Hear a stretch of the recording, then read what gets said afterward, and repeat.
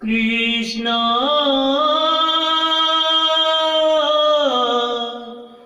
कृष्णा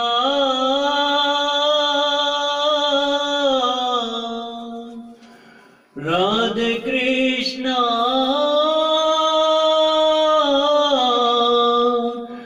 हरे हरे श्री कृष्ण गोविंद हरे मुरारी हे नाथ नारायण वासुदेवा श्री कृष्ण गोविंद हरे मुरारी हे नाथ नारायण वासुदेवा हे नाथ नारायण वासुदेवा हे नाथ नारायण वासुदेवा हे नाथ नारायण वासुदेवा हे नाथ नारायण वासुदेवा राधे कृष्णा कृष्णा बोलो कृष्णा राधे राधे बोलो राधे कृष्णा कृष्णा बोलो कृष्णा राधे राधे बोलो राधे कृष्णा कृष्णा बोलो कृष्णा राधे राधे बोलो राधे कृष्णा कृष्णा बोलो कृष्णा राधे राधे बोलो।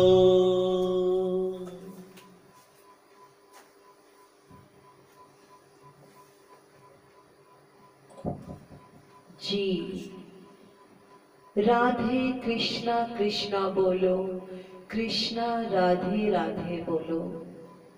इसी नाम में तो सृष्टि समाई है। बोल श्री बांके बिहारी लाल की जय।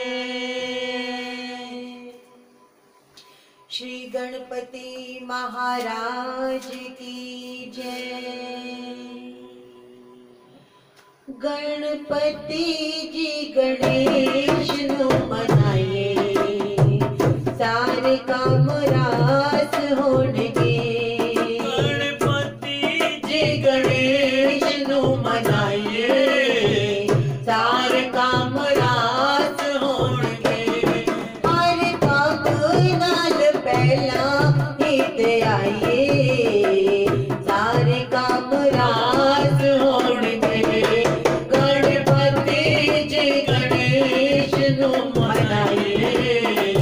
सारे काम रास होणगे। गौरा माता मान है गणपति। गौरा माता मान है गणपति।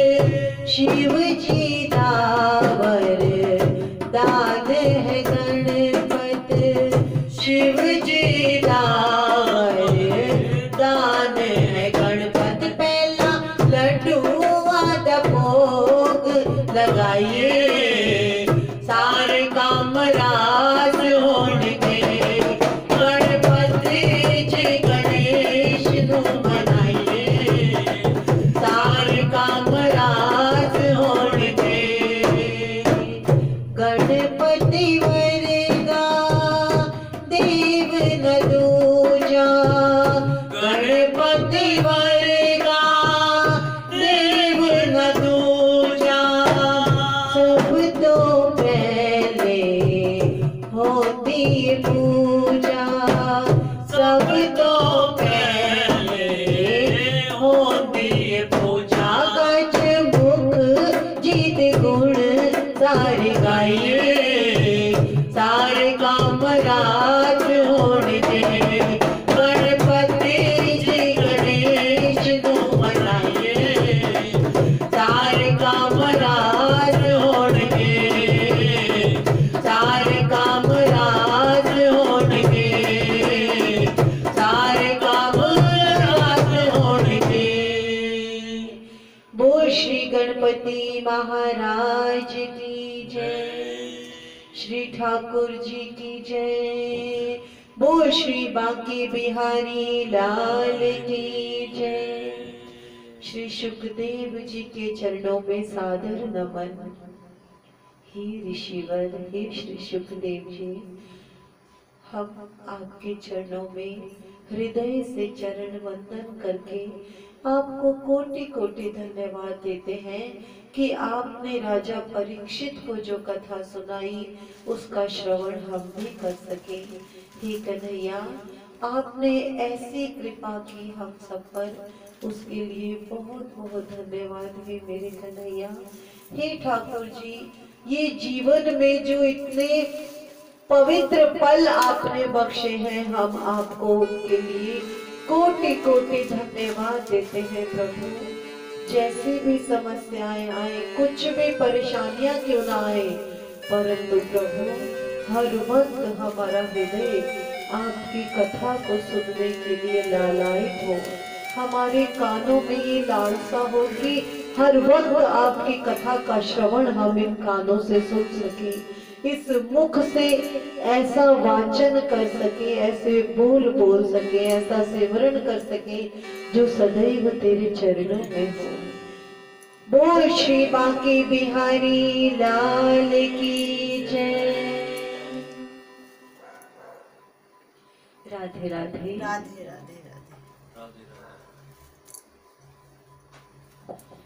आज का बहुत बहुत पावन दिन है, एकादशी का, और आज माँ तुलसा के साथ श्री ठाकुर जी का जो रूप है शालिग्राम भगवान जी का, आज उनका विवाह है। तो हे हमारे शालिग्राम जी, हे माँ तुलसा, आपको विवाह की हार्दिक शुभकामनाएं, बहुत बहुत बधाई हो। हम नहीं जानते आपका पूजन कैसे किया जाए।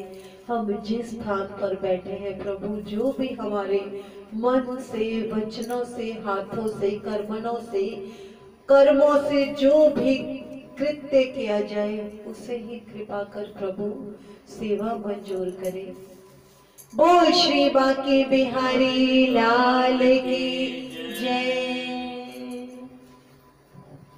बहुत बहुत पावन दिन, आज का पावन दिन जो श्री हरि और अर्थात शालिग्राम जी और राधे रानी अर्थात माँ तुलसा, माँ वृंदा, तुलसा मैया के बहुत सारे नाम हैं। तुलसा मैया के बहुत सारे नाम हैं। आज सबसे पहले मैं आपको बताती हूँ, जब तुलसा मैया बड़ी हुई, जब तुलसा मैया बड़ी हुई तो एक बार वो अपने घर से निकली अपना वर तलाशने के लिए। वर तलाशने के लिए जब थोड़ा सा आगे निकली तो उन्हें गणपति महाराज दिखे जो ध्यान में बैठे थे, जो ध्यान में बैठे थे।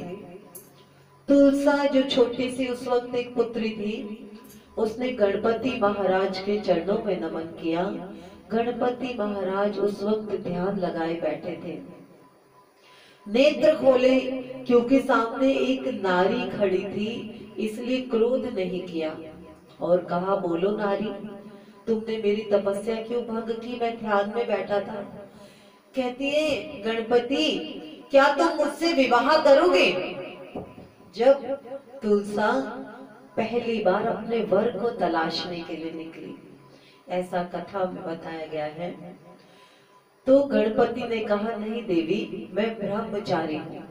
नहीं देवी, मैं ब्रह्मचारी हूँ। गणपति भी छोटे थे, तुलसा भी छोटी थी, तब तक गणपति का विवाह नहीं हुआ था। तुलसा को लगा कि मेरा जो मैं आमंत्रण इन्हें शादी के लिए दे रही हूँ कि मैं तुमसे विवाह कर सकती हूँ कि नहीं, इन्होंने वो ठुकरा दिया। उस ठुकराने की वजह से तुलसा क्रोधित हो गई, क्रोधित हो गई। गणपति ने कहा था, मैं सदैव ब्रह्मचारी रहूंगा, मैंने ब्रह्मचर्य का व्रत लिया है। तो तुलसा ने कहा मैं तुम्हें श्राप देती हूँ, तुम्हारी एक नहीं तुम्हारी दो दो शादियां होंगी, तुम्हारी एक नहीं दो दो शादियां होंगी। गणपति जी की दो पत्नियां हैं, एक रिद्धि एक सिद्धि। अब गणपति जी को बड़ा क्रोध आया, एक तो मैं बड़े प्यार से बोल रहा हूँ कि देवी मैं तुमसे विवाह नहीं कर सकता, मैं ब्रह्मचारी हूँ, और इतनी बात सुनने पर भी इसने मुझे श्राप दे दिया, इसने मुझे श्राप दे दिया। तो अब गणपति जी को भी क्रोध आ गया, जा तू अगले जन्म में एक पौधा बन जा, एक पौधा बन जा।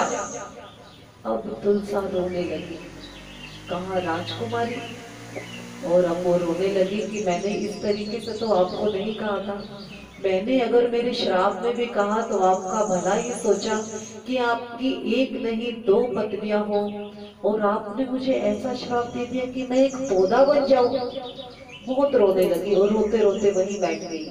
अब गणपति को लगा कि मुझे ऐसा नहीं कहना चाहिए था, मुझे ऐसा नहीं कहना चाहिए था, लेकिन जो तीर कमान से निकल जाता है वो फिर वापस नहीं आता, जो मुख से बात निकल जाती है वो फिर वापस नहीं आती।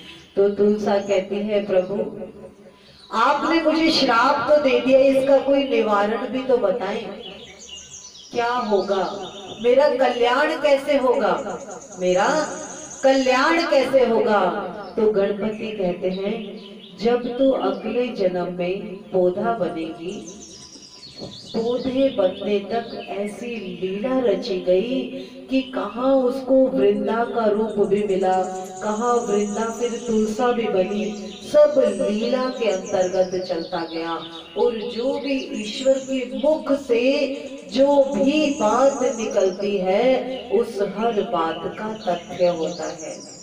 अब गणेश भगवान ने क्या कहा कि जब तू पौधा बनेगी, जिस जन्म में तू पौधा बनेगी उस जन्म में तू हरि की प्रिया बनेगी, हरि की प्रिया बनेगी। और कार्तिक के महीने में जो महा एकादशी आएगी उस दिन हरि तुझसे विवाह करेंगे, हरि तुझसे विवाह करेंगे, तब हरि का रूप होगा शालिग्राम भगवान जी का। तो आज ये वही पवित्र दिन है। और कहा तुलसा तू हर घर में पूजनीय होगी, तेरी पूजा के बगैर भगवान भोग भी नहीं लगाएंगे, तेरी अगर तेरे दल उसमें ना हो तो ईश्वर भोग भी नहीं लगाएंगे। तो इसलिए माँ तुलसा को ये तब वरदान रूप में एक आशीर्वाद मिला, चाहे श्राप के रूप में क्यों ना मिला, परंतु तुलसा के लिए ये ऐसा वरदान बन गया कि उस तुलसा जो कि कोई लोग उसे पौधा मानते हैं, लेकिन वो पौधा नहीं, कोई वनस्पति भी नहीं, वो तो माँ तुलसा है जो हरि की भार्या, हरि के एक शालिग्राम रूप में उनकी पत्नी के रूप में है। तो हम क्या उस तुलसा को पौधा कहने की गलती कर सकते हैं?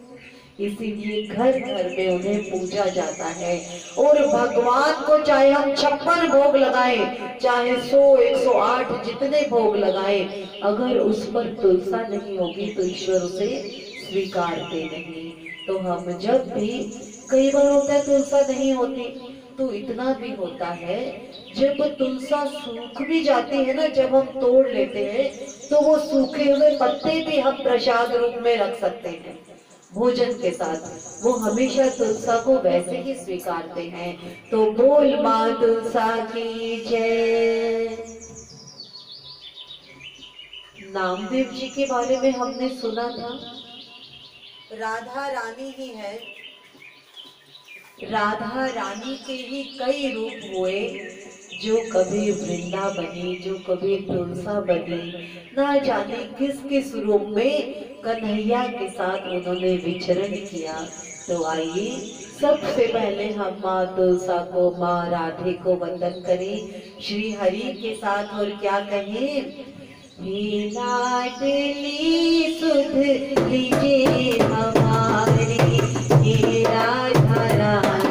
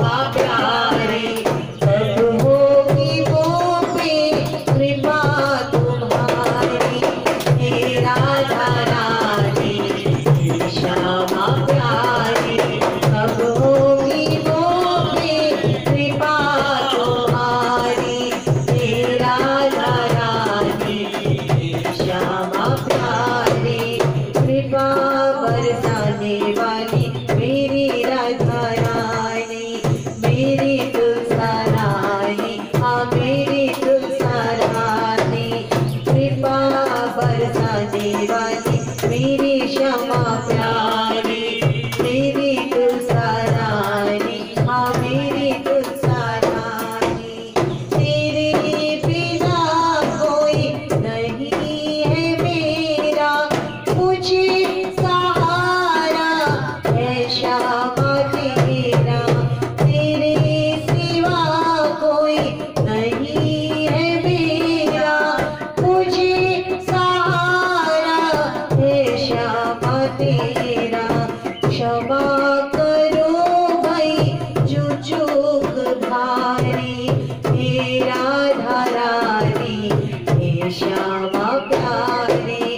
कृपा बरसाने वाली मेरी राधा रानी, मेरी राधा रानी, हाँ मेरी श्यामा प्यारी। कृपा बरसाने वाली मेरी राधा रानी, मेरी तुलसा रानी, हाँ मेरी श्यामा प्यारी। मैं हूँ अधम मुझको ना बितारो, मेरी श्यामा बिगड़ी सवारो।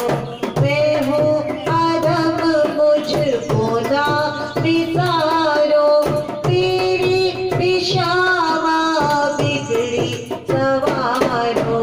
तारो या मारो मर्जी तुम्हारी, हे राधा रानी, हे श्यामा प्यारी।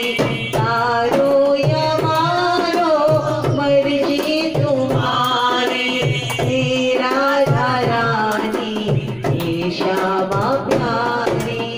कृपा बरसाने वाली मेरी राधा रानी, मेरी राधा रानी, हाँ मेरी श्यामा प्यारी। कृपा बरसाने वाली मेरी राधा प्यारी, मेरी तुलसा रानी, हाँ मेरी श्यामा प्यारी। तीनों की श्यामा पतवार तुम हो, मेरे जीवन का आधार तुम हो। तीनों की श्यामा पतवार तुम हो, मेरे जीवन का आधार तुम हो। लाखों की तुमने बिगड़ी सवारी, हे राधा रानी, हे श्यामा प्यारी। कृपा बरसाने वाली मेरी राधा रानी, कृपा बरसाने वाली मेरी राधा रानी, मेरी तुलसा रानी, हाँ मेरी श्यामा प्यारी। मेरी तुलसा रानी, हाँ मेरी श्यामा प्यारी। श्यामा जो इतना उपकार कर दो, अपनी ही भक्ति का मुझको वर दो। श्यामा जो इतना उपकार कर दो, अपनी ही भक्ति का मुझको वर दो। हम सब है तेरे दर के भिखारी, हे राधा रानी, हे श्यामा प्यारी। हम सब है तेरे दर के भिखारी, हे राधा रानी, हे श्यामा प्यारी। कृपा बरसाने वाली मेरी राधा रानी, कृपा बरसाने वाली मेरी राधा रानी, मेरी राधा रानी, हाँ मेरी श्यामा प्यारी। मेरी तुलसा प्यारी, हाँ मेरी श्यामा प्यारी। बोल श्री लाडली राधे रानी सरकार की जय। बोल तुलसा मैया की जय। शालिग्राम भगवान की जय। बोल श्री बांके बिहारी लाल की जय। एकादशी का पावन दिन पंढरपुर एक स्थान जहाँ हरि का एक रूप पंढरीपुर महाराज के नाम से मंदिर था, जहाँ पंढरपुर के लोग ईश्वर को पंढरीपुर के नाम से पुकारते थे। किनके नाम से? हरि के जैसे अनेकों रूप हैं। हम चाहे उसे अपना भैया माने, चाहे पिता माने, चाहे पति माने, अपना बंधु माने, अपना बांधव माने, हम जिस नाम से भी नारायण को बुलाएंगे, जिस नाम में भक्ति करेंगे, नारायण हमें उसी रूप में मिलेंगे। मानते हैं ना हम सब इस चीज को? पंढरपुर एक जगह जहाँ हरि के नाम को पंढरीपुर के नाम से जाना जाता, उनका बहुत प्यारा मंदिर। उस पंढरपुर में नामदेव जी रहते थे। हमने सुना हुआ नामदेव जी के बारे में, हमने इनकी एक छोटी सी कथा भी सुनी थी जब ये 3 वर्ष के थे। याद होगा आपको, जब 3 वर्ष के थे, ब्राह्मण पुत्र किस प्रकार ब्राह्मण कहीं हवन कराने गए थे, किस प्रकार कन्हैया को सुबह 4 बजे जब भोग लगाना था तो कैसे रो रो के भोग लगाया था। कन्हैया रो रो के, नामदेव 3 साल के थे जब कन्हैया को बुला रहे थे कि हे कन्हैया आओ भोग लगाओ। जब कन्हैया ने उसकी बात नहीं सुनी, 3 वर्ष के बालक की, जब वो जमीन पर अपना सिर मारने लगा, तब 3 साल के बालक को श्री हरि ने उस वक्त दर्शन दिए थे। और जब वो दर्शन दिए थे, उनके भाव में, उनके मन में, उनके आत्मा में, उनके ऐसी भक्ति के रूप में उनमें समा गए जो आज तक, आज श्री नामदेव जी पंढरपुर में रहते हुए 50 वर्ष के हो गए। लेकिन जो 3 वर्ष के थे, जिस दिन वो भक्ति हरि की मिली थी, आज भी वो भक्ति वैसी की वैसी है। कोई उसमें कमी नहीं आई। क्यों कमी नहीं आई? क्योंकि कभी नामदेव जी हरि से अलग ही नहीं हुए। जो मिला उनका प्रसाद समझ के खाया। अब देखिए, आज पावन एकादशी का दिन। एकादशी के दिन ऐसा नहीं है कि सब लोग व्रत करते हैं। व्रत करने से तात्पर्य ऐसा नहीं है कि हमें अपने आप को भूखा रखना है। व्रत करने से, जय श्री राधे, प्रेम से कहेंगे राधे राधे। व्रत करने से तात्पर्य है कि हम ऐसा व्रत करें कि ईश्वर की ऐसी कामना हम में समाई हो कि हम किसी के प्रति भी क्रोध ना करें। हम किसी के प्रति भी कभी क्रोध ना करें, वो व्रत होगा। किसी के प्रति ईर्ष्या ना करें, वो व्रत होगा। या सिर्फ वो भूखे रहे कि हम अंदर ही अंदर कुड़ते रहे और हम गुस्सा करते रहे, तो वो व्रत कहाँ हुआ? एकादशी के व्रत में ऐसी मान्यता है कि अन्न ग्रहण नहीं किया जाता।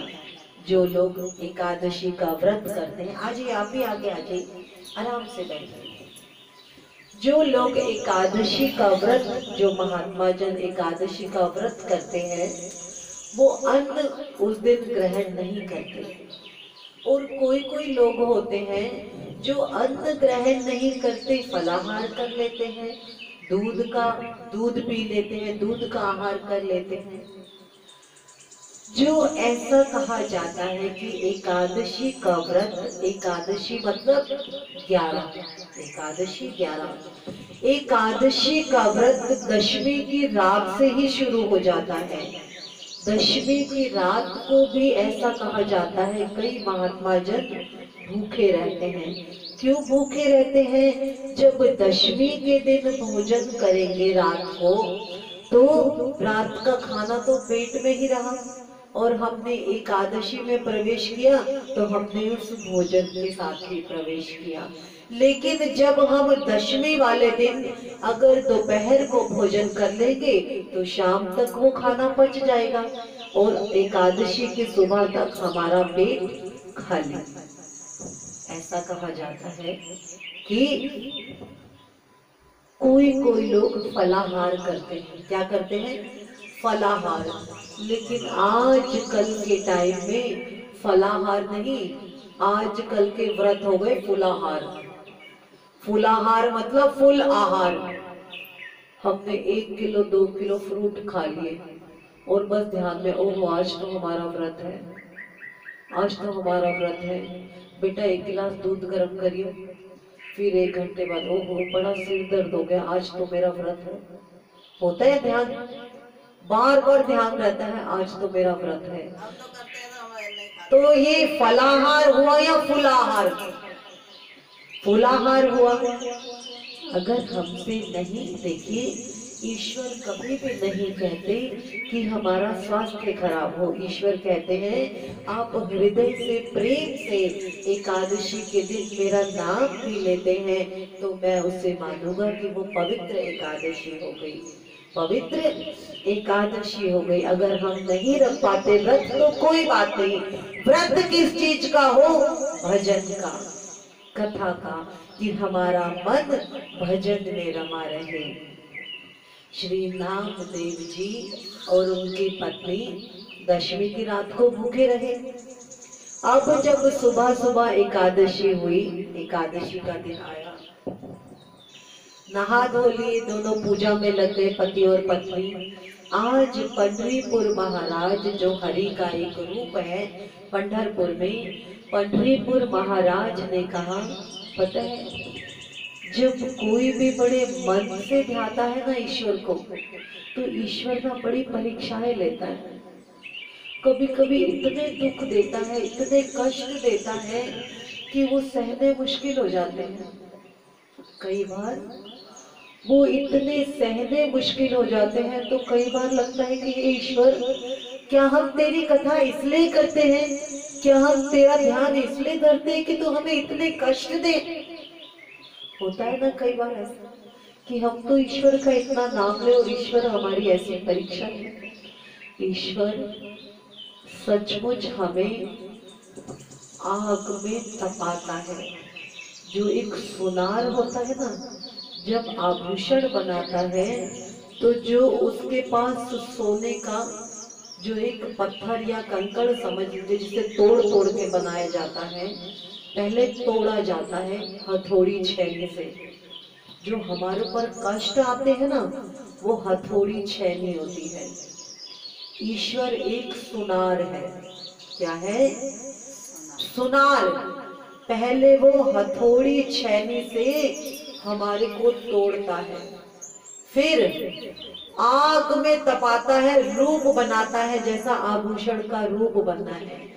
जब कोई बाली बनानी है आभूषण में, या कोई आभूषण के रूप को एक लौंग बनानी है, कोई टॉप्स बनाना है, कोई चेन बनानी है, तो कभी सुनार की दुकान पे जाके देखिएगा, वो कई बार चिमटे में पकड़ के आग के ऊपर भी तपा रहा होता है। देखा होगा आपने कभी? तो वो आग में तपाने से तात्पर्य कि ईश्वर भी हमें एक ऐसा आभूषण बनाना चाहते हैं। कितने दुखों को हम सहे, लेकिन वो हमें एक ऐसा आभूषण बनाना चाहते हैं कि जिस आभूषण की चमक, जिसकी रौनक ना केवल अपने घर में अपितु पूरे संसार में ऐसी चमक फैले, ऐसा बनाना चाहते हैं। इसलिए कभी भी छोटे छोटे दुख आए, कई बार बड़े दुख भी आ जाते हैं, हर किसी के ऊपर आते हैं, हमारे ऊपर भी आते हैं। कभी बच्चे दुखी हैं, कभी हम दुखी हैं, कुछ ना कुछ लगा रहता है। कई बार कहते हैं कन्हैया, क्या तुझे जरा सा भी दुख नहीं आता हमारे दुख को देखकर? बोलते हैं ना, और आंखों में आंसू भी हैं, और कन्हैया मुस्कुरा देते हैं, क्यों? अब तू चल के दिखा इस रास्ते पर।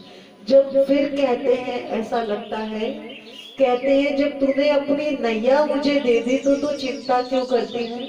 लेकिन जब बहुत कष्ट आते हैं, आंखों में आंसू आ जाते हैं, तब प्रभु से शिकायत करें और किससे करें? फिर भी प्रभु कहते हैं तू विश्वास रख, हो सकता है कुछ इससे बुरा होना हो, मैंने इसी में संभाल लिया तुझे। ऐसा भी तो हो सकता है। तो हर पल हम ईश्वर का धन्यवाद दें। कोई बात नहीं प्रभु, तू जितने चाहे दुख दे ले, ये मन भी तेरा, ये तन भी तेरा, सब कुछ तेरा, ये परिवार तेरा, इस परिवार के हर एक सदस्य की रख रखाव की जिम्मेवारी तेरी है। हम कौन होते हैं प्रभु? हर किसी जन को तूने ही तो रखना है। नामदेव जी भजन कीर्तन में लग गए। पंडरीपुर महाराज जी क्या कहते हैं? आज मैं नामदेव जी की परीक्षा लूंगा। क्या लूंगा?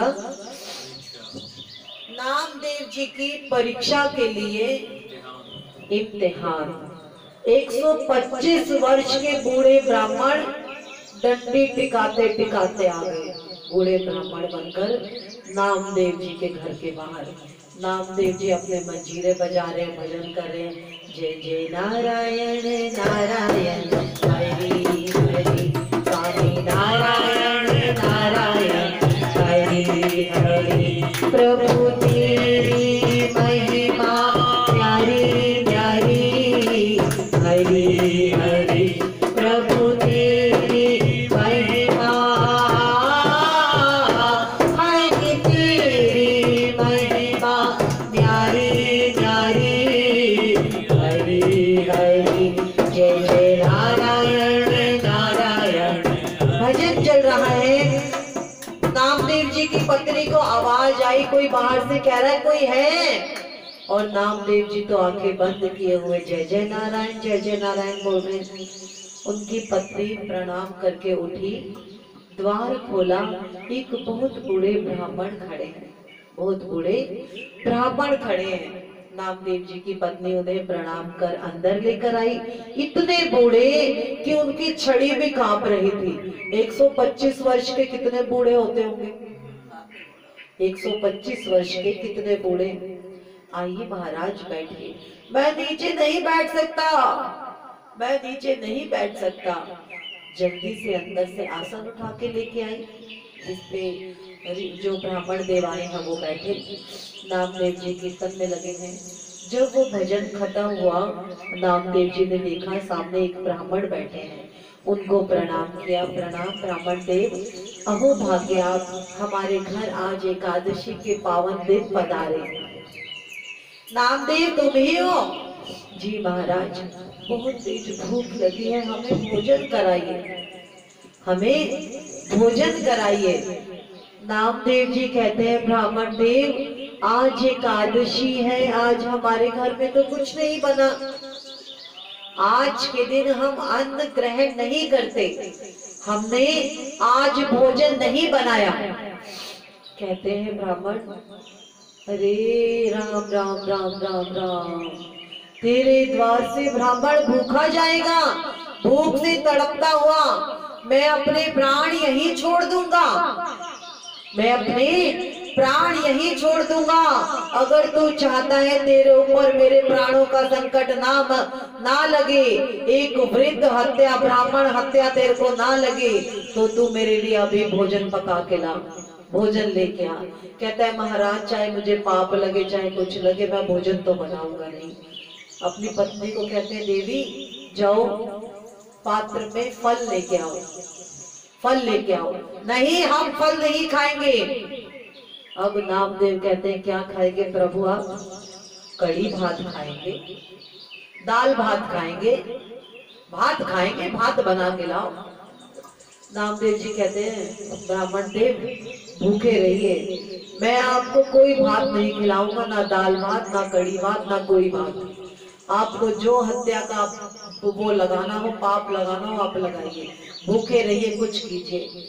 अरे मर जाएगा, नरक में जाएगा, मुझे भूखा मार देगा। ब्राह्मण देव ये फल रखे हैं, फल खा लीजिए। नहीं खाऊंगा। और उठ के डंडी टेकते टेकते द्वार से बाहर नामदेव के आंगन में आके चिल्लाने लगे, अरे लोगों सुनो, ये अपने आप को बहुत बड़ा साधु महात्मा कहता है, नामदेव के बारे में कह रहे हैं, बड़ा भजन कीर्तन करता है, नारायण नारायण करता है, और मुझ ब्राह्मण को भूखा मार रहा है। मुझ ब्राह्मण को खाने को नहीं दे सकता, आज मैं इसकी देहली में प्राण त्याग दूंगा और अपनी हत्या, ब्राह्मण हत्या का इसे पाप लगा के जाऊंगा। अब नामदेव खड़े हैं हाथ जोड़ के खड़े हैं और आंखें बंद करके कह रहे, हे नारायण, आपने मुझे किस दुविधा में डाल दिया, आपने मुझे किस दुविधा में डाल दिया, मैं क्या करूं, ये कैसा ब्राह्मण आया है, कैसा ब्राह्मण आया है जो मानता नहीं, फिर कहता है ब्राह्मण देव फल खा लीजिए, आज का दिन आपको नहीं पता होगा, एकादशी के दिन अन्न नहीं ग्रहण किया जाता। अरे राम राम राम राम, ये मर्यादाएं अपने पास रख, 90 साल से ऊपर कोई मर्यादा काम नहीं करती, मैं तो 125 वर्ष का हूँ। भोजन बना रहा है या नहीं, या यहीं पे त्याग दूं अपने प्राण, या यहीं पे अपने प्राण त्याग दूं? तो नामदेव जी कहते हैं ब्राह्मण देव जैसा आप चाहें, देख ले, ब्रह्म हत्या का पाप लगेगा, नरक में जाएगा, कीड़े पड़ेंगे तुझे, जैसी प्रभु की मर्जी। अगर प्रभु चाहेंगे मेरे कर्मों में कीड़े पड़ना या नरक में जाना लिखा है तो मुझे मंजूर है, जैसे आपकी। मैं फिर भी हे ब्राह्मण देव, मैं यही प्रार्थना करूंगा, फल लीजिए, जल ग्रहण कीजिए, मैं एकादशी के व्रत को तोड़ूंगा नहीं। नामदेव जी ने ऐसा कहा। अब भीड़ लग गई, जब बूढ़ा व्यक्ति इतनी तेज से चिल्ला रहा है, बड़ी भीड़ लग गई। कोई कहे, जो जितने लोग खड़े थे, बाबा चलिए हम आपको भोजन कराते हैं, बाबा आप चलिए, कोई नारी ये कहे, कोई आदमी ये कहे, सब लोग कि बाबा चलिए हम आपको कराते हैं भोजन। और जितने लोग खड़े, बड़ा अपने आप को नामदेव ब्राह्मण समझता है, भगवान का भक्त समझता है, तेरे रहते हुए अगर ब्राह्मण मर गया तो क्या होगा, चलिए ब्राह्मण देव हमारे घर चलिए, हम भोजन कराते हैं। तो ब्राह्मण देव कहते हैं तुम लोगों के घर का पानी भी नहीं पीऊंगा, तुम लोगों के घर का पानी भी नहीं पीऊंगा, इसी के ऊपर आके मरूंगा, इसी को ब्रह्म हत्या लगाऊंगा, इसी को ब्रह्म हत्या लगाऊंगा, चाहे कुछ भी हो जाए। अभी भी सोच रहे, बड़ा अपने आप को ब्राह्मण मानता है तू, बड़ा नामदेव मानता है तू। कहता है प्रभु आपको जो करना हो आप कर लीजिए। ब्राह्मण देव को कहता है ब्राह्मण देव आपकी जो मर्जी हो आप कीजिए।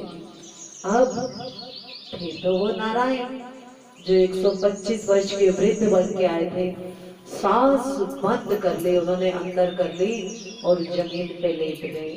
अब लोग जो आसपास आके खड़े थे नाड़ी चेक करें, अब सांस ही नहीं ले रहे तो नाड़ी कहाँ से चलेगी। राम राम राम राम, हे नामदेव अब तो तू नरक में गयो, ब्राह्मण हत्या का पाप लग गयो तन्ने, ब्राह्मण हत्या का पाप लग गयो तन्ने, कैसा पाप कर दिया, कैसा पाप कर दिया। अब नामदेव जी देखे कि ब्राह्मण उसके आंगन में गए, सिधार गए, ब्राह्मण ने शरीर छोड़ दिया। अब ईश्वर तो सांस अंदर रोक के पड़े, ईश्वर को क्या मुश्किल है, ईश्वर को क्या मुश्किल है, नारायण तो कितनी देर सांस ले ना ले, हर उसमें है, उसका तो बर्तना था, उसको तो रोटी बना खिलाता, ठीक है। अब देखिए पड़े हैं, लेकिन सब लोग चले गए, सब लोग चले गए। अब जो ब्राह्मण की लाश ही समझ लीजिए उस वक्त आंगन में पड़ी है, और नामदेव की पत्नी नामदेव को देख रही है कि अब क्या करेगा। नामदेव जी कहते हैं देवी बाद में देखेंगे, इनको मंजीरा लेके आओ, हम अपना कीर्तन करेंगे, कीर्तन का वक्त हो रहा है, कीर्तन का वक्त हो रहा है। पूरा दिन जितना दिन था पूरी रात कीर्तन किया। एकादशी के दिन एक कारण ये भी है कि अन्न नहीं खाया जाता। जब भी हम रोटी खाते हैं तो हमें नींद आती है, आपने देखा होगा, आती है ना नींद। अन्न इसलिए नहीं खाया जाता, एकादशी के दिन ऐसा कहा जाता है कि अन्न, चाहे हम फल खाएं, दूध खा सकते हैं, कुछ भी पी सकते हैं, सिर्फ अन्न इसलिए नहीं खाते ताकि रात्रि को नींद ना आए, रात्रि को जग कर कीर्तन करना चाहिए आज के दिन। एकादशी के दिन, ऐसा श्री भागवत में कहा गया है। तो अब पूरा दिन कीर्तन किया, पूरी रात कीर्तन की। द्वादशी अर्थात एकादशी की रात बीत गई। आंगन में ब्राह्मण की लाश पड़ी है और यहाँ पति पत्नी दोनों दिन भर रात भर कीर्तन करते रहे। द्वादशी आ गई।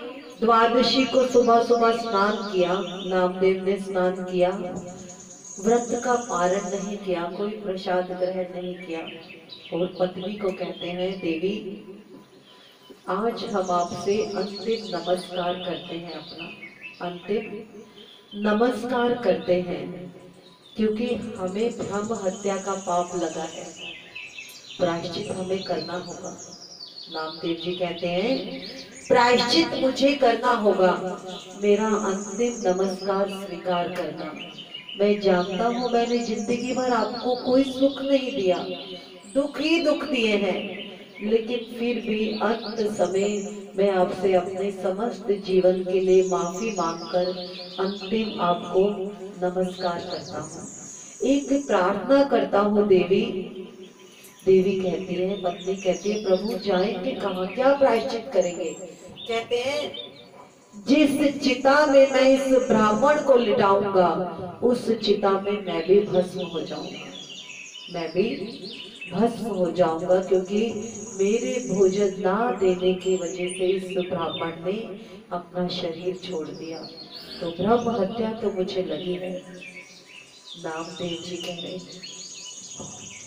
पत्नी भी कितनी साध्वी, साध्वी जी, स्वामी आपको प्रायश्चित तो करना पड़ेगा, प्रायश्चित तो करना पड़ेगा। अब जब आसपास के लोगों को पता चला कि जो ब्राह्मण कल शरीर छोड़ दिया आज उसको जलाने के लिए लेके जा रहे हैं, तो आसपास के लोग आ गए, आंगन में ही सजाया गया और ले जाने लगे, जहाँ शव दाह गृह होता वहां ले जाने लगे। अब लकड़ियां जब सजाई गई वहां और लिटाया गया उस ब्राह्मण को, और साथ में ही नामदेव जी बैठ गए चिता के ऊपर और अपनी पत्नी सामने खड़ी है, समस्त जन आसपास के लोग खड़े हैं और अपनी पत्नी को कहते हैं, देवी इन लकड़ियों में अग्नि आपने प्रज्वलित कर दी है। अपनी पत्नी से कह रहे हैं, ये मैं अंतिम आपको आदेश दे रहा हूँ, अंतिम प्रार्थना कर रहा हूँ कि मैं अब अपना प्रायश्चित करना चाहता हूँ, क्योंकि ब्राह्मण देव मेरी वजह से शरीर छूट गया ब्राह्मण देव का, तो मैं उनके साथ इस चिता में जल कर प्रायश्चित करना चाहता हूँ, लेकिन अग्नि आपको जलानी होगी इन लकड़ियों पर। अब पत्नी मना कैसे करे, क्योंकि वो भी पति की पत्नी है और उस पति की पत्नी है जो ब्राह्मण है, बहुत ऐसे भक्त श्री हरि के कि बस उनकी भक्ति जैसी कोई भक्ति नहीं। अब नामदेव जी की पत्नी ने अग्नि लकड़ियों में लगा दी है गुरु जी, नामदेव जी की पत्नी ने अग्नि लकड़ी में लगा दी। अब लकड़ी जल के जैसे ही उसकी आंच ब्राह्मण देव की कमर पे लगी, अब जलने लगी कमर, अब उनको सांस वापस आ गई, उछल के कूदे, उछल के, और जितने जन खड़े थे उन सब ने देखा कि उन्होंने नामदेव का हाथ पकड़ के भी खींच लिया। अग्नि लकड़ी में अग्नि तो तेज हुई, अब जैसे ही कमर जलने लगी तो ब्राह्मण देव को होश आ गया, उठ जा भैया, अभी तक तो ड्रामा कर रहा था, नाटक कर रहा था, और अगर लेटा रहा तो अभी सचमुच राम नाम सत्य हो जाएगी। अब उठे और कूद पड़े और कूदते हुए नामदेव जी का हाथ पकड़ के कूद गए। सबने देखा, अब नामदेव हैरान कि ये क्या, और जैसे ही कूद के आए उस ब्राह्मण देव ने नामदेव को अपने गले से लगा लिया, गले से लगा लिया और रोने लगे, रोने लगे। और नामदेव को अभी दर्शन नहीं दिए, नामदेव को दर्शन नहीं दिए और नामदेव उनके गले से लग के कहते हैं, हे नारायण, मैं बूढ़ा हो गया हूँ। कहते हैं मैं 50 वर्ष का हो गया हूँ, अब तो परीक्षा लेनी छोड़ दे। कब तक तरसाएगा मुझे, कब तक तरसाएगा मुझे। और कन्हैया ने, पंडरीपुर महाराज ने उन्हें और कस के अपने गले से लगा लिया, और कस के गले से लगा लिया। रूप अभी वृद्ध का ही बनाया हुआ है। सब लोग कह रहे कौन है ये, ब्राह्मण जीवित हो गया, ब्राह्मण जीवित हो गया, ब्राह्मण जीवित हो गया। हे नामदेव, ये ब्राह्मण कौन है? नामदेव गले से जब हटे तो ये कहते हैं कोई और नहीं, हमारे श्री नारायण है, पंडरीपुर महाराज हैं, जो एकादशी के दिन मेरी परीक्षा लेने आए थे। महाराज नारायण कहते हैं कि आपका व्रत महान है। आपने ये भी नहीं सोचा कि अगर मेरे को भोजन कराना था, तुमने सिर्फ बनाना ही तो था, लेकिन तुमने उस व्रत को टूटने नहीं दिया। बहुत बहुत प्रसन्न होकर उससे कहा कि जन्म जन्मांतर जिस भी रूप में तू जन्म लेगा, तुझे मेरी भक्ति सदैव यूं ही मिलती रहेगी। और ये एकादशी व्रत की महिमा है। एकादशी व्रत को सभी व्रतों का राजा कहा जाता है, और आज की एकादशी का व्रत रखने वालों को ऐसा कहा जाता है कि उन्होंने पूरे वर्ष की एकादशी का व्रत रखा। हे प्रभु, हम कोई व्रत नहीं रखते, हम कोई पूजा नहीं करते, सिर्फ हृदय से आपका नाम लेने की कोशिश करते हैं। उसमें भी कई त्रुटियां होती हैं, ना जाने क्या क्या समस्याएं होती हैं। हे प्रभु, जिस भी रूप में तेरा सिमरन करें, ध्यान करें, कृपा कीजिएगा, कृपा कीजिएगा। आज का ये पवित्र दिन था। 52 दिन से शैया पे पड़े भीष्म पितामह। आज ये एकादशी का दिन था जब भीष्म पितामह को भी मुक्ति मिलनी थी। ऐसा कहा जाता है एकादशी के दिन वैकुंठ के द्वार खुले होते हैं, वैकुंठ के द्वार खुले होते हैं। भीष्म पितामह ने एक प्रण लिया था कि जब भी मैं मरूंगा, जब तक, क्योंकि उनको इच्छा मृत्यु का वरदान था, भीष्म पितामह को इच्छा मृत्यु का वरदान था। आज का दिन ऐसा दिन था कि जब भीष्म आचार्य का प्रेम इतना दिव्य था, कृष्ण कहते हैं कि मैं कोई सगाई बंधन को भी नहीं मानता, मैं तो प्रेम सगाई को मानता हूँ। एक होती है सगाई कि हमने एक दूसरे को अंगूठियां पहनाई, और एक होती है ऐसी सगाई जो प्रेम बंधन होता है, प्रेम का ऐसा बंधन जो कभी टूटता नहीं। और वो बंधन कन्हैया और भीष्म पितामह के बीच में भी है। किनके बीच में है? कन्हैया और भीष्म पितामह के बीच में। आज कन्हैया जब पांडवों का राज्य छोड़ के जा रहे थे, रास्ते में कुंती उन्हें निवेदन कर वापस ले आई। जब सबने कहा, अर्जुन कहता है मेरे कन्हैया मेरे लिए वापस आए हैं, सभी भाई कहते हैं ये मेरे लिए आए हैं, मेरे लिए, लेकिन कन्हैया कहते हैं मैं अपने भीष्म के लिए वापस आया हूँ। किसके लिए आया हूँ? अपने भीष्म के लिए वापस आया हूँ। मेरा भीष्म मुझे याद कर रहा है, मुझे पुकार रहा है। भीष्म पितामह बाण शैया पर सोए हुए हैं। उनका मरण सुधारने के लिए आज भगवान वापस आए हैं। मरण सुधारने के लिए, मरण सुधारने से तात्पर्य है कि हमारी मृत्यु को सुधारना। मृत्यु को कैसे सुधारना? अगर अंत समय में हमारे समक्ष, हमारे ध्यान में धन दौलत माया बच्चे परिवार कोई भी रहा, तो निश्चित ही हम अगला जन्म उनके साथ वैसा ही लेंगे। और अगर अंत समय पर हमारी आंखों के सामने, हमारे मन में, हमारे मुख पर श्री हरि रहे, तो हमें अगला जन्म ही जन्म मरण के लिए नहीं, अगला जन्म श्री हरि के वैकुंठ में ही होगा। फिर हम इस जन्म मरण के बंधनों से मुक्त हो जाएंगे। पैदा हुए हैं तो कितने दुख भी मिले, ऐसा नहीं है सुख नहीं मिले, दुख भी मिले ना। कभी शरीर का दुख, कभी मन का दुख, कभी आत्मा का दुख, कुछ ना कुछ दुख भी मिले। तो अगर इन सब दुखों से हमें छुटकारा पाना है तो हमें अपनी जीते जी जीवन के साथ साथ अपने मरण को भी सुधारना पड़ेगा, क्योंकि मुक्ति तभी होगी हमारी जब हमारा मरण सुधरेगा। और मरण कैसे सुधरेगा? श्री भागवत हमारी मुक्ति जीते जी ही करती है, अर्थात हमारे मरण को सुधारती है। जब भागवत सुनते सुनते हमारे मन वचन कर्मों में श्री हरि आ जाएंगे तो अन्य चीज के लिए तो कोई जगह ही नहीं रहेगी, अन्य चीज के लिए तो कोई जगह ही नहीं रहेगी। तो क्यों ना हम हर वक्त श्री हरि का नाम जपा करें। कैसे? राधे राधे जपा करो, कृष्ण नाम रस पिया करो।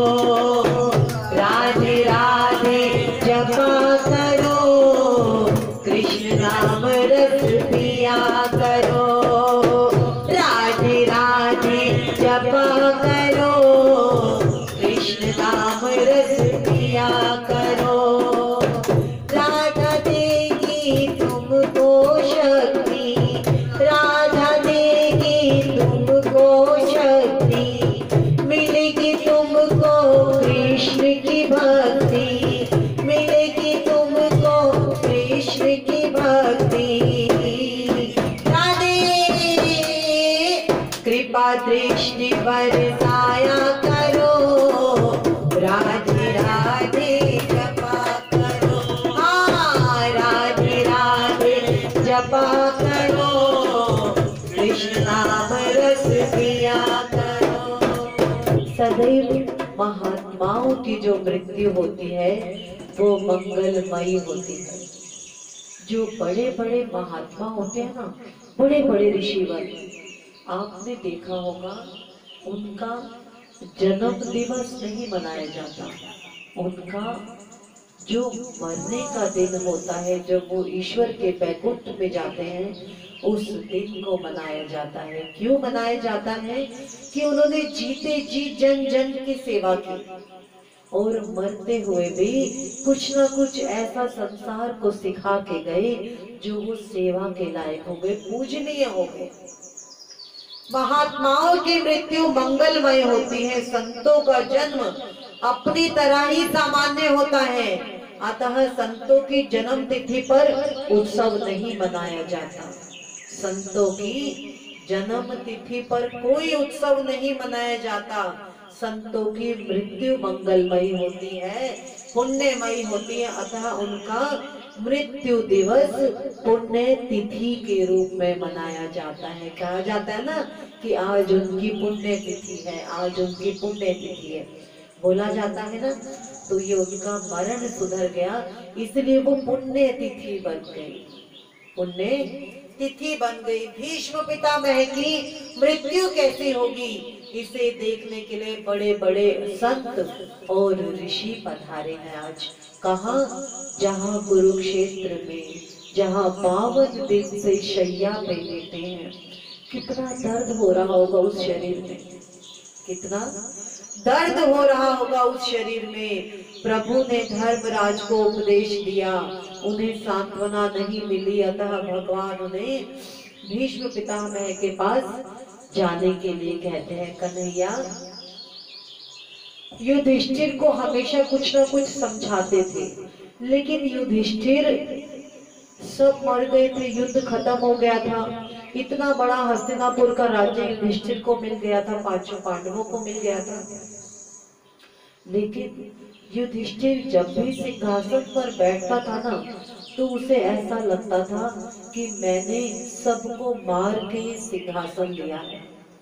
तो उसको चैन नहीं आता था, वो बड़ा उसका मन परेशान रहता था, उसे वो आत्माएं सताती थी कि तू हमें मार के सिंहासन पे बैठा है। लेकिन कन्हैया बहुत समझाते थे कि ऐसा मत सोच, ऐसा कुछ नहीं है, सबको सबके कर्मों की सजा मिलती है। लेकिन युधिष्ठिर समझे ना। तो आज कन्हैया ने कहा चलो मैं तुम्हारी बात आज भीष्म पितामह से कराता हूँ, पितामह से कराता हूँ। बाण गंगा के किनारे शर शैया पर जहाँ भीष्म लेटे हैं, सब वहां पहुंच गए।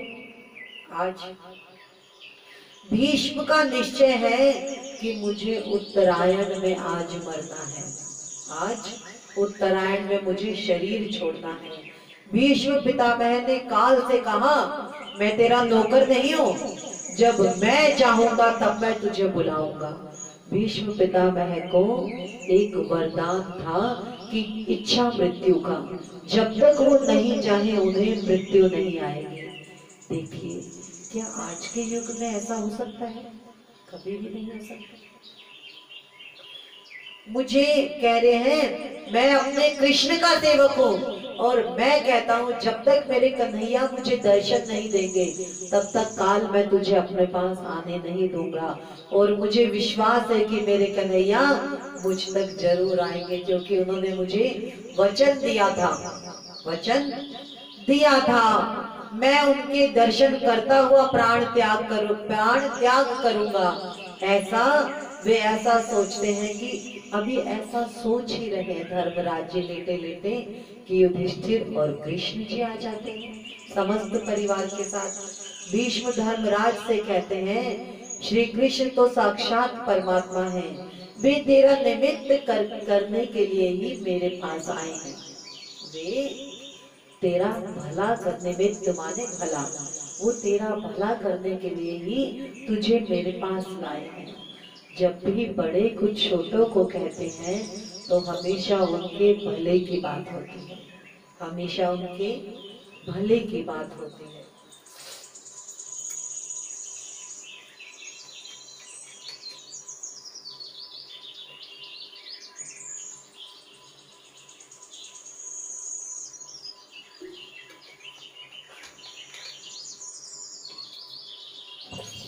भगवान को भीष्म ने वचनबद्ध कर लिया था, हरि को भी भीष्म पितामह ने वचनबद्ध कर लिया था। कब किया था वचनबद्ध? कौरव पांडव युद्ध के समय दुर्योधन भीष्म पितामह से कहते हैं दादाजी, एक बार युद्ध चल रहा था, 8 दिन हो गए थे जब युद्ध होते होते, तब दुर्योधन ने गुस्से में आके पितामह को कहा पितामह आप जिसे कोई कभी मार नहीं सकता, 8 दिन से युद्ध चल रहा है, आप चाहते तो एक दिन में युद्ध खत्म कर सकते थे, आप जान के युद्ध को लंबा खींच रहे हैं क्योंकि आप उनके पक्ष में युद्ध कर रहे हैं। लेकिन हस्तिनापुर की गद्दी की रक्षा का वचन लिया हुआ था भीष्म पितामह ने, जो भी इस गद्दी पर बैठेगा उसकी रक्षा मैं करूंगा, ऐसा वचन लिया हुआ था ना भीष्म पितामह ने। अब 8 दिन हो गए फिर भी आपने किसी पांडव का वध नहीं किया, आप ठीक तरह से नहीं लड़े। भीष्म अब आवेश में आ गए, आवेश अवस्था में उन्होंने दुर्योधन से कहा, दुर्योधन को कहा आज जब मैं रात को ध्यान में बैठूं, आज जब मैं रात को ध्यान में बैठूं तब अपनी रानी को मेरे पास आशीर्वाद लेने के लिए भेजना। दुर्योधन से कहा रात को पूजा करने के लिए जब बैठते तो बड़े बड़े ऐसे भीष्म पितामह साक्षात ईश्वर का ही रूप थे वो, जब काल उनसे डरता था उनके कहने के बाद ही आएगा तब ये तब की बात बता रहे हैं भीष्म पितामह कि जब 8 दिन हो गए, दुर्योधन ने मुझे कहा कि आप जान के किसी पांडव का वध नहीं करते। तब आवेश अवस्था में आके दुर्योधन से कहा कि आज जब मैं रात को 12 बजे प्रार्थना कर रहा हूँ, भगवान की भक्ति में लगा हूँ, तो मैं तेरी पत्नी को ऐसा आशीर्वाद दूंगा और जो आशीर्वाद दूंगा वो हमेशा सच होगा। तुझे आज रात को 12 बजे अपनी पत्नी को जब मैं पूजा कर रहा हूं मेरे पास भेजना है, मेरे पास भेजना है। अब देखिए, मैं उसे कहते हैं मैं उसे अखंड सौभाग्य का वरदान दूंगा। अखंड सौभाग्य का वरदान मतलब उसका पति को कभी कुछ नहीं होगा, और जब उसके पति को ही कुछ नहीं होगा तो उसका राज्य कभी नहीं जाएगा। हुआ ना अखंड सौभाग्य। श्री कृष्ण तो अंतर्यामी है। श्री कृष्ण को ये पता चल गया कि आज दुर्योधन से भीष्म पितामह ने ऐसी बात कही है। दुर्योधन की पत्नी भानुमति से कन्हैया मिले। कन्हैया दुर्योधन की पत्नी भानुमति के पास गए और कहा, दादाजी तो घर के हैं, दादाजी तो अपने घर के हैं, तो क्यों तुम रात में उनकी निद्रा खराब करोगी? सुबह उनसे आशीर्वाद ले लेना, वो हमेशा तुम्हें सौभाग्य का आशीर्वाद तो देते हैं। उनसे मिलने जाने की जल्दी क्या है, कल चली जाना। भानुमति ने कहा ठीक है, आप सही कह रहे, दादाजी घर के ही तो हैं। कितने चालाक कन्हैया, चालाक नहीं ये लीला। जिसके साथ थे कन्हैया वहां धर्म था, और जिधर दुर्योधन था वहां अधर्म था। महात्मा कहते हैं उसी समय कृष्ण ने रात को द्रौपदी को उठाया, द्रौपदी को जगाया। एक स्वरूप से द्रौपदी को लेकर भीष्म पितामह के पास गए, नारी बनकर गए उसके पास, एक सेविका बन गए कि द्रौपदी किसी आदमी के साथ तो प्रवेश नहीं करेगी, दादाजी के कमरे में प्रवेश करना है, दादाजी ने बुलाया है। एक सेविका बन गए, सेविका बन गए और द्रौपदी को लेके आए कि चल दादाजी के पास अभी चलना है। रूप रहित होते हुए भी श्री कृष्ण अनेक रूप धरने वाले हैं। आज एक सेविका का रूप धरा जो द्रौपदी की सेविका बनकर आई।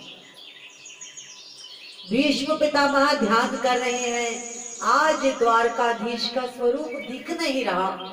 क्यों नहीं दिख रहा द्वारकाधीश का स्वरूप? क्योंकि जैसे द्वारकाधीश मुकुट लगाए, मोर पंख लगाए, पीतांबरधारी, हर वक्त अर्जुन के साथ, पांचों पांडवों के साथ इधर उधर चलते हुए दिखते, भीष्म पितामह को आंखें बंद करते हुए आज वो स्वरूप नहीं दिख रहा। भीष्म पितामह कह रहे क्यों नहीं दिख रहा? आज तो हमारे कन्हैया एक सेविका बने हैं और घूंघट ओढ़ा हुआ है कि कोई पहचान ना ले, घूंघट लिया हुआ है, हाथ में कहते हैं हाथ में दीपक स्वरूप वाले भगवान दिखते हैं। आज द्रौपदी के रक्षक बनकर भगवान आए हैं। द्रौपदी के ही नहीं अपितु पूरे हस्तिनापुर के पांचों पांडवों के रक्षक बनकर आज द्रौपदी को लेके आए हैं, ताकि भीष्म पितामह से उसे आशीर्वाद मिल सके, अखंड सौभाग्यवती भव। द्वारपाल ने उनको रोका, द्वारपाल ने उनको रोका, कोई भी पुरुष अंदर ना जा सका, ऐसी आज्ञा थी। द्रौपदी ने अंदर, अब जब दो सखियां आई हैं तब एक जने को जाने दिया कि कोई दूसरा अंदर नहीं जाएगा। द्रौपदी ने अंदर जाकर प्रणाम किया। दुर्योधन की पत्नी भानुमति आई है ऐसा मानकर आंखें बंद है, भीष्म पितामह की आंखें बंद हैं और उन्होंने बंद आंखों से ही आशीर्वाद दिया। उसके सिर पर हाथ रखा, अखंड सौभाग्यवती भव, अखंड सौभाग्यवती भव। द्रौपदी ने उसी वक्त बोल पड़ी, द्रौपदी उसी वक्त बोल पड़ी, दादाजी क्या आपका आशीर्वाद सच में होगा? भीष्म पितामह ने आंखें खोली, पितामह ने आंखें खोली, पूछा देवी तू कौन? द्रौपदी ने कहा मैं पांडव पत्नी द्रौपदी हूँ, मैं पांडव पत्नी द्रौपदी हो। अब पितामह ने कहा मैंने तुझे आशीर्वाद दिया है, वह तो सच होगा ही, जो मेरे मुख से निकला है वो सच होगा। अगर आज तेरी जगह भानुमति भी होती तो ये उसके लिए भी सच ही होता। पांडवों को मारने की प्रतिज्ञा मैंने आवेश में की थी, सच्चे हृदय से नहीं, सच्चे हृदय से नहीं, तुझे सच्चे हृदय से आशीर्वाद दिया है। और जा पुत्री, तेरा सौभाग्य कभी अखंडित नहीं होगा। किंतु यह तो बता कि तू अकेली यहाँ आई कैसे? ये सिवाय द्वारकानाथ के तुझे यहाँ कोई नहीं ला सकता, सिवाय द्वारकानाथ के तुझे यहाँ कोई नहीं ला सकता। ये दिन भी एकादशी का दिन था और आज भीष्म पितामह रात को इसलिए नहीं सोए थे क्योंकि एकादशी का दिन था, वो भजन कीर्तन में ध्यान में लगे हुए थे। अब पता चल गया कि द्वारकाधीश के साथ आइए, भागे भागे बाहर आए। पितामह भागे भागे दौड़ते हुए बाहर आए। कृष्ण ने उनको कहा, कृष्ण को, श्री हरि को जब देखा मुस्कुरा रहे थे, हरि मुस्कुरा रहे थे, सेविका के वस्त्र पहने हुए, चुन्नी मुखड़े पे ली हुई। अब कृष्ण का रूप तो ऐसा है कि वो हर जगह प्रकाश फैलाएगा। मुस्कुरा रहे हैं, क्या कह रहे हैं? आज भीष्म पितामह कहते हैं, हे नारायण ध्यान से सुनना, आज एकादशी का दिन है, आज तो मैं आपका ध्यान करता हूँ, आज तो मैं आपका ध्यान करता हूँ, किंतु अंत काल में आपका स्मरण ना जाने होगा या नहीं, अंत काल में ना जाने आपका स्मरण होगा या नहीं। प्राण प्रयाण के समय जब प्राण छूटते हैं उस वक्त कई बीमारियां हो जाती है ना, वात पित्त कफ आदि के प्रकोप में गला रुंध जाएगा, मैं तुझे पुकार नहीं पाऊंगा, तो मैं आपको स्मरण कैसे कर पाऊंगा अगर बीमार हुआ। ऐसे समय में हे द्वारकाधीश, मेरी लाज रखने को तुम्हें पधारना होगा। और आज मैं तुम्हें बांधता हूँ इस वचन में एकादशी के दिन कि जो मेरा अंतिम समय होगा वो भी एकादशी का दिन होगा। और उस दिन तुम्हें मुझे, आज मैंने तेरा ध्यान किया है और उस एकादशी के दिन जब मेरा अंतिम दिन होगा वो भी एकादशी का दिन होगा, उस दिन तुझे मेरे पास आना होगा, तुझे अपने ध्यान में मुझे लाना होगा। और आज ये देखिए, आज कन्हैया कह रहे हैं कि मैं तो अपने भीष्म के लिए आया हूँ। पूरा किया ना वो वचन। बोल श्री बांके बिहारी लाल की जय। हर रूप में नारायण हमारे साथ सदैव रहते हैं। और भीष्म पितामह को आज ही के दिन, उन्होंने एकादशी के दिन सामने खड़े रहे और हरि को नमस्कार करते करते आज भीष्म पितामह ने भी अपने प्राण छोड़ दिए। बोल श्री बांके बिहारी लाल की जय। आज के पावन दिन की जय।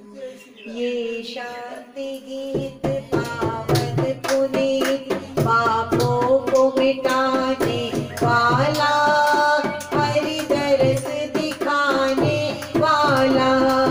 ये शांति गीत पावन पुनीत, पापों को मिटाने वाला, हरि दरस दिखाने वाला।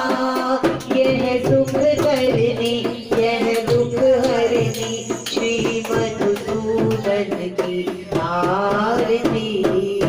पापियों को पाप से है तारती, श्री भागवत भगवान की है आरती।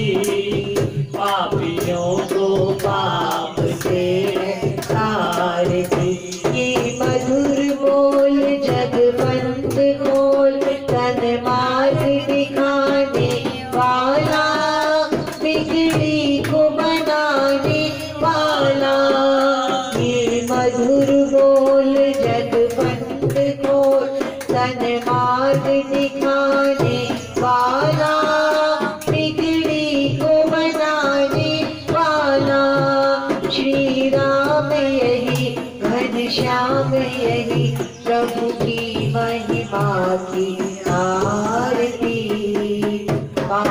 पापियों को पाप से तारती, श्री भागवत भगवान की है आरती।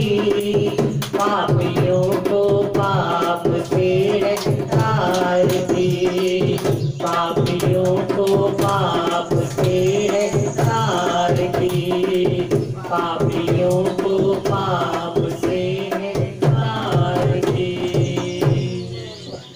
ओ श्री बांके बिहारी लाल की जय, जुगल जोड़ी सरकार की जय।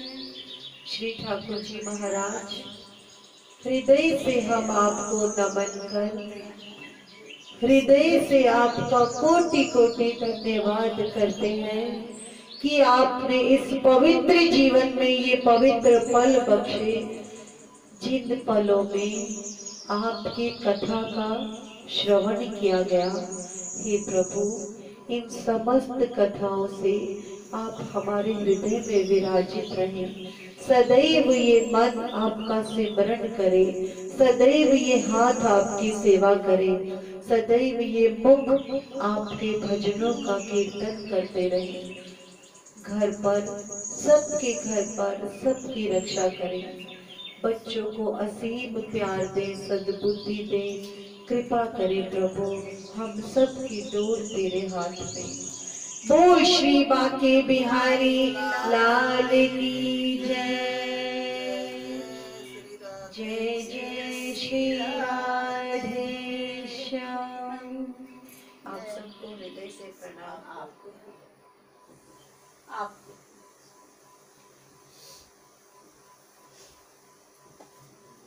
इनके ना एक लोटा पानी का रखो करो ना। रखा है, वहाँ पे रखा है, मंदिर में रखा है, नहीं इनके फोटो के पास। इनके ना रखो करो तो जिसको कोई जरूरत हो ना थोड़ा तो उसके लिए दे दिया करो।